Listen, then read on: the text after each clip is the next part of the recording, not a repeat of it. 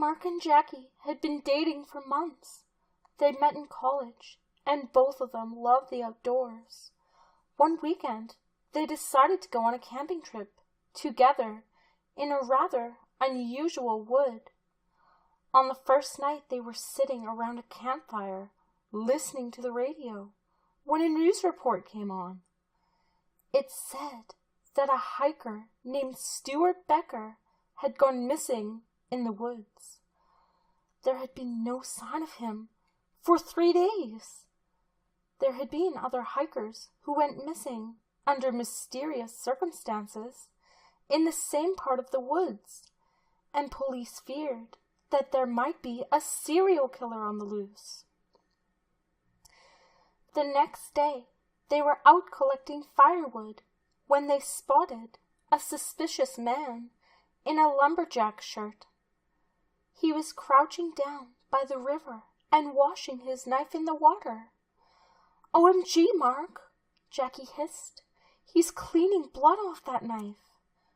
"Don't get worried," Mark replied. "He's probably just a hunter." Just then, the man looked around and noticed them. He had an angry look on his face, and he began running towards them, clutching his knife. "Jackie, run!" Mark shouted. They raced through the forest, jumping over ditches and pushing their way through the undergrowth.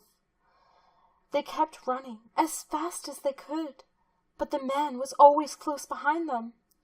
Eventually, they came to a clearing in the trees and stopped to catch their breath. Jackie took out her cell phone. She tried to call the police, but she couldn't get a signal. They were lost and had no idea where to go. All of a sudden, they noticed a figure standing on a ridge above them. It was a man in a yellow jacket, and he was beckoning them to follow him. The killer was getting closer and closer, and Mark and Jackie were desperate to escape. They scrambled up the ridge and ran in the direction the man in the yellow jacket was pointing.